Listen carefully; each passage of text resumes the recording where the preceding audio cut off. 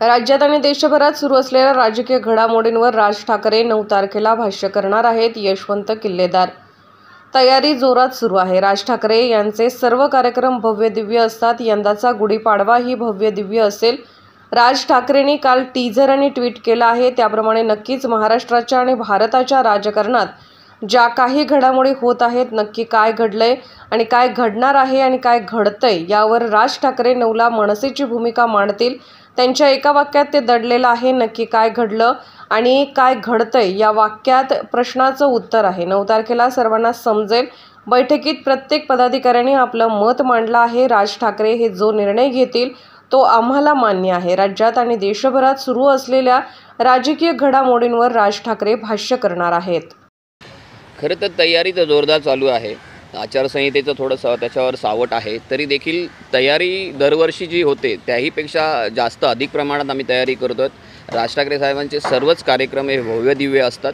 त्याप्रमाणे यंदाचा गुढीपाडवा देखील भव्य दिव्य असेल आणि पाडवा मेळावा असल्याकारणाने आजूबाजूला रोषणाई आणि अन्यही अनेक नाविन्यपूर्ण गोष्टी तुम्हाला पाहायला मिळतील, ज्या मलाही अजून माहीत नाहीत. अनेक गोष्टी आहेत की त्या तुम्हाला त्या दिवशी पाहायला मिळतील. आणि राज ठाकरे साहेबांनी जसं काल टीझर आणि ट्विट केलेलं आहे त्याप्रमाणे नक्की महाराष्ट्राच्या आणि भारताच्या राजकारणात ज्या काही घडामोडी होत आहेत, नक्की काय घडलं आणि काय घडणार आहे किंवा काय घडतं आहे याच्यावर 9 तारखेला राज ठाकरे साहेब मनसेची भूमिका मांडतील. अमित शहा यांची भेट घेतल्यानंतर जवळपास 2 ते 2.5-3 आठवडे झालेले आहेत.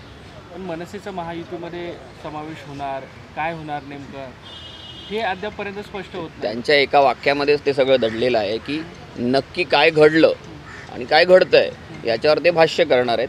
त्या वाक्यामध्येच ह्या तुमच्या प्रश्नाचं उत्तर दडलेलं आहे. ते 9 तारखेला तुम्हाला त्याचं उत्तर स्वतः राज ठाकरे साहेब देतील.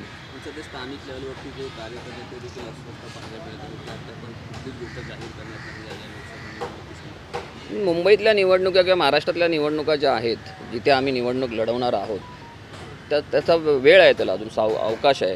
त्या 20 मेच्या सुमारास आहेत. त्यामुळे थोडा पेशन्स ठेवायला पाहिजे. 9 तारीख आज 2-4 दिवसावर आलेली आहे. 9 तारखेला सगळं ज्या काही भूमिका आहे पक्षाची तर राज ठाकरे साहेब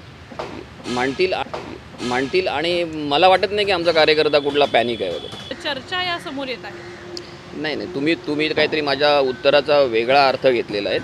ते त्यांची भूमिका स्पष्ट मांडतात. तेच वारंवार दररोज अशा प्रत्येक घडामोडीवर दररोज प्रतिक्रिया देत नाही. ते एकदाच प्रतिक्रिया देतात आणि 9